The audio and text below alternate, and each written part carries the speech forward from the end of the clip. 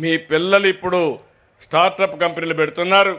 మీరు startup company పెట్టకపోయినా మీరందరూ కూడా ఎఫ్పిఓలు పెట్టాలి, ఫార్మర్స్ ప్రొడ్యూసర్స్ ఆర్గనైజేషన్స్ పెట్టుకోవాలి. మీరు అగ్రిప్రెన్యూర్స్గా తయారు కావాలి, ఆంటర్ప్రెన్యూర్స్ ఇన్ అగ్రికల్చర్. అది మీరు తయారు కండి, నేను మీకు అండగా ఉంటా. ప్రతి ఇంట్లో ఒక ఆంటర్ప్రెన్యూర్ని తయారు చేయాలనుకుంటున్నా. ప్రతి రైతులు 10 మందికి 15 మందికి ఒక ఆర్గనైజేషన్ పెట్టి క్లస్టర్స్ పెట్టి మిమ్మల్ని అన్ని విధాల అభివృద్ధి చేసే బాధ్యత నాదని మరొక్కసారి మీ అందరికీ హామీ ఇస్తున్నా.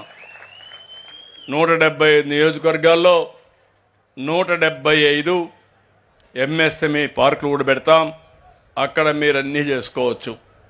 మన రాష్ట్రంలో పండని పంట లేదు. అక్వాకల్చర్, హార్టికల్చర్, సెరికల్చర్, అదే మరిగా డైరీ, పాల ఉత్పత్తి, మాంసం, ఇవన్నిటికీ ప్రాధాన్యత ఇస్తున్నాం.